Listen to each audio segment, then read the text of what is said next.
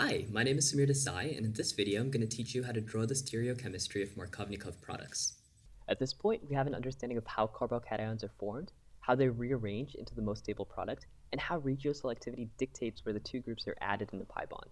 In this lesson, let's run through the mechanism of a Markovnikov addition reaction, making sure we incorporate the concepts from the prior lessons. The Markovnikov addition of two groups occurs in two steps. Step 1 is the addition of a proton through the electrophilic attack of the double bond. Proton is just a term used to describe a hydrogen ion. Step 2 is the addition of a second group to the carbocation through a nucleophilic attack. The nucleophilic attack, in the second step, results in an equal mixture of anti and syn products. Let's take a look at an addition reaction with two groups being added to the cycloalkane.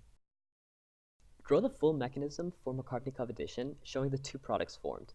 So step 1 is the addition of a proton through the electrophilic attack of the double bond. What this means is that the electrons from the double bond will attack the hydrogen on the hydrogen bromide. Hydrogen is only capable of one bond at a time, so when it's attacked by the double bond, it kicks off these electrons to the bromine.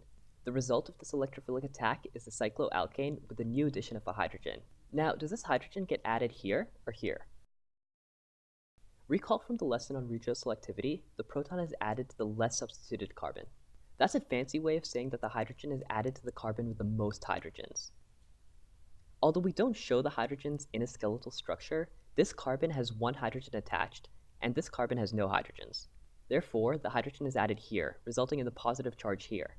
Since this lesson is on stereochemistry, I'll illustrate the hydrogens with wedges and dashes. Although there's no discernible difference between either hydrogen, for the sake of this lesson, let's work off the assumption that the hydrogen in red was the proton added. After adding the hydrogen, let's make sure to look out for any potential rearrangements.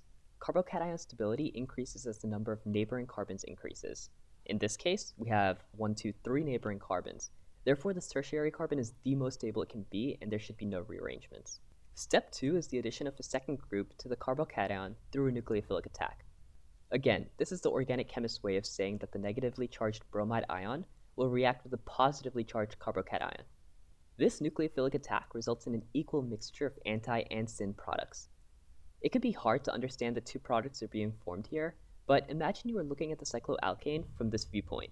Rather than seeing a two-dimensional hexagon, you should see something more like this. These two carbons were the ones initially in the double bond, and these two hydrogens are now here. And this carbocation with the methyl attached is where all the action happens. We can add the bromide ion from the top or the bottom. If we add the bromide ion from the top, the methyl group wants to maintain its distance and faces the bottom to keep us far from the new group. The resulting molecule will look like this. Notice the bromine and the hydrogen are both wedged, so this is a syn addition. The bromide ion can also be added from the bottom side, which would make the methyl group facing the top. The resulting molecule will have the bromine dashed to indicate it's facing the back of the page, and the methyl wedged. Notice the bromine is dashed and the hydrogen is wedged, indicating anti-addition. Keep in mind that both these products will be formed in equal amounts. Hopefully this set of videos clears up Markovnikov addition reactions.